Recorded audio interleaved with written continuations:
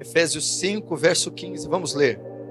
Portanto, vede prudentemente como andais, não como nécios, e sim como sábios, remindo o tempo, porque os dias são maus. Ensina-nos a contar nossos dias de tal maneira que alcancemos coração sábio. O que esses dois textos têm em comum? O Salmo está dizendo assim: ensina-nos a usar o nosso tempo. Ensina-nos a gastar o nosso tempo. Ensina-nos a viver a nossa vida. A oração do salmista é: ensina-me a usar o meu tempo de forma adequada. Ensina-me a usar a minha vida. Paulo, escrevendo aos Efésios, recomenda: remindo o tempo, aproveitando o tempo, usando bem o tempo, usando bem a sua vida. Vede como prudentemente andeis, ou seja, como sábios. Os sábios remem o tempo, aproveitam as oportunidades, usam o tempo da melhor maneira possível. Por que esses dois textos estão nos dizendo isso?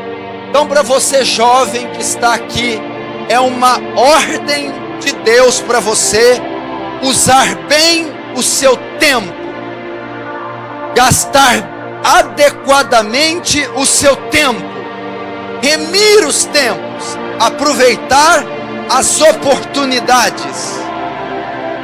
Por que os dois estão dizendo isso? Porque é mandamento de Deus, ordem de Deus, nós usarmos bem o tempo, ou usarmos de modo devido a nossa vida. O mesmo Salmo 90 responde: pois todos os nossos dias vão passando na tua ira, acabam-se nossos anos como um conto ligeiro. Verso 10: a duração da nossa vida é 70 anos, e se alguns pelo seu vigor chegam a 80, o melhor deles é canseira e enfado, porque tudo passa rapidamente e nós voamos. Salmo 103, verso 15 e 16 afirma a mesma coisa. Quanto ao homem, os seus dias são como a erva, como a flor do campo, assim ele floresce, pois soprando nele o vento, desaparece, e o seu lugar não será mais conhecido. Esses dois textos, eles respondem por que você deve saber usar o seu tempo. Você sabe por que você deve saber conduzir a sua vida, usar o seu tempo? Por causa da brevidade da vida. Brevidade, qualidade daquilo que é breve. Porque a sua vida é passageira. A sua vida passa como um conto ligeiro. A nossa vida é como erva do campo, mato. O sol seca, o vento assopra e não se conhece mais o seu lugar. A nossa vida é breve. Daqui 30 anos, alguns aqui vão estar começando a pensar em aposentadoria. Vão estar sofrendo de dores no corpo, dores nos ossos e muita reclamação física. Daqui 100 anos, todo mundo, todas as pessoas desse salão estarão mortas. E a maioria não realizou 1/3 do que gostaria. E cumpriu-se Eclesiastes 1, verso 1 e 2. Tudo é vaidade. É assim que se resume a nossa vida. Não sou eu que estou dizendo, é o salmista. Nossa vida passa como um conto ligeiro. É passageiro. Outro texto diz aqui: faz-me, Senhor, conhecer o meu fim e o número dos meus dias, para que eu saiba quão frágil eu sou. Faz-me conhecer o meu fim. Qual é o meu fim? Breve. E o número dos meus dias? Poucos. Para que eu saiba o quão frágil, vulnerável, pequeno, insignificante eu sou. O problema da nossa geração é que ela não se dá conta da brevidade da vida. Dr. Billy Graham, o maior evangelista de todos os tempos, pegando uma conferência em Denver, com 80 anos de idade, encerrando o seu ministério, a sua carreira, perguntaram: o que o senhor deixa, Dr. Billy Graham? Ele disse: a brevidade da vida. Eu nunca achei que a vida passasse tão rápido. Estava começando o meu ministério outro dia, estou velho, estou encarquilhado e me aposentando. A brevidade da vida. por essa razão que o apóstolo Paulo e que o salmista no Salmo 90 dizem para nós: ensina-me a gastar o meu tempo, ensina-me a remir meu tempo, ensina-me a usar de modo adequado o meu tempo, minhas oportunidades, ou seja, me ensina a viver, ensina-me a usar minha vida, porque ela é breve, ela vai passar, ela passa como um conto ligeiro, é como a erva que seca e o vento assopra. O mal dessa sociedade moderna é que ela não faz o jovem ou o homem pensar na morte. Você um dia vai morrer e não vai demorar. Você um dia vai deixar de viver nessa esfera terrena. Olha o que Tiago diz. Porque o que é a nossa vida? É um vapor que aparece por pouco tempo e depois se dissipa. É a nossa vida. É um vapor. Você já viu quando você abre a tampa de uma panela fervendo e sai aquele vapor? Quantos segundos ele demora para desaparecer? 2, 3 segundos. É assim que Tiago descreve a vida de um homem, como um vapor que aparece por pouco tempo, depois se desvanece, se dissipa no ar. Você precisa ter essa consciência que a sua passagem na terra é breve. Nós achamos que somos super-heróis, indestrutíveis, poderosos, imortais. Isso é mentira. Satanás e a presente cultura nos leva a achar isso, e isso é mentira.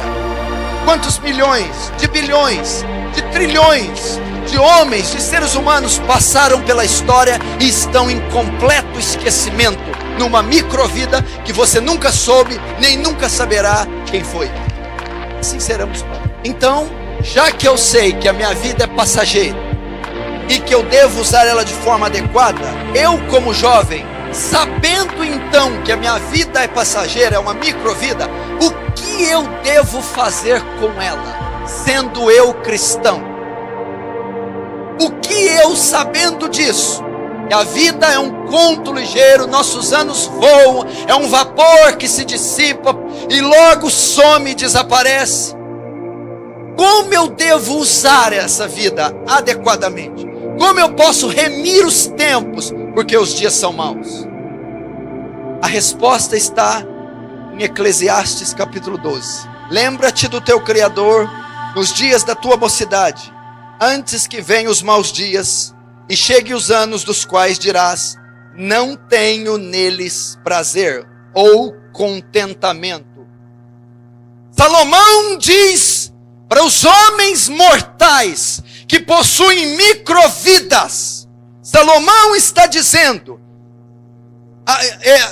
partindo então do pressuposto que a nossa vida é passageira, eu dou uma ordem, um conselho, uma direção aos jovens. Já que você possui uma vida só e ela é passageira, você vai gastá-la todinha vivendo para Deus. Essa é a palavra de Salomão.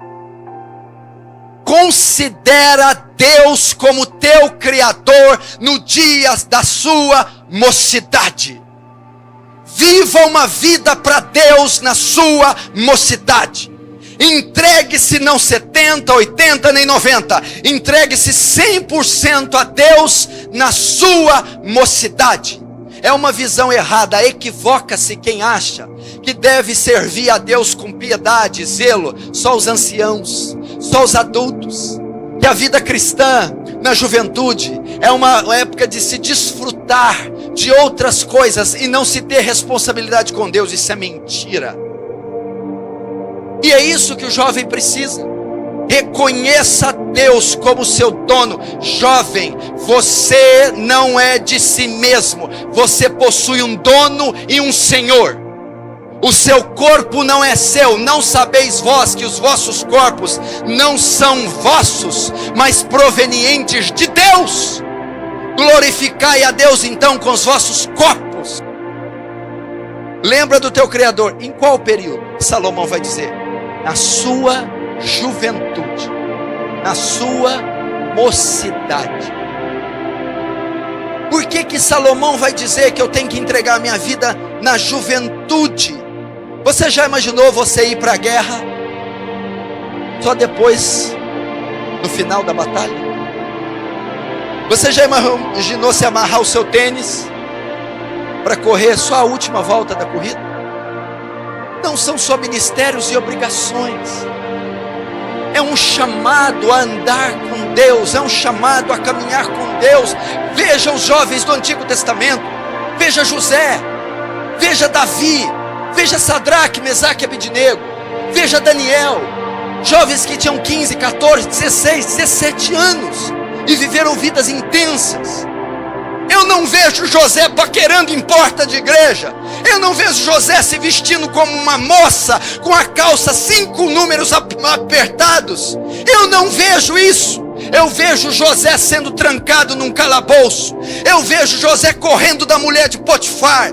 Eu vejo José sendo fiel. E eu vejo José salvando a nação inteira de Israel. Jacó, a sua esposa e os seus 70 parentes.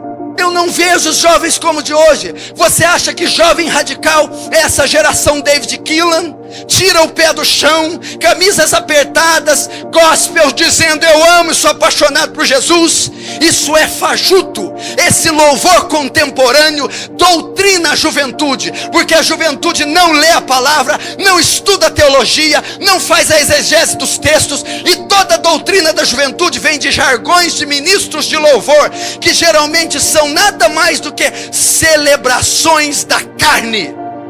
Ser radical é pôr camisas apertadas, é tirar o pé do chão. Ser radical, vou te dizer, é o jovem Estevão. Estevão, leia Atos capítulo 6 e capítulo 7, você vai ver que Deus fazia maravilhas e sinais pela mão de Estevão. Estevão entrou numa sinagoga. Sabe o que é sinagoga? Sabe o que é um sinédrio? 70 doutores da lei estão lá. Nenhum desses doutores pôde se opor à sabedoria e o poder que Estevão falava.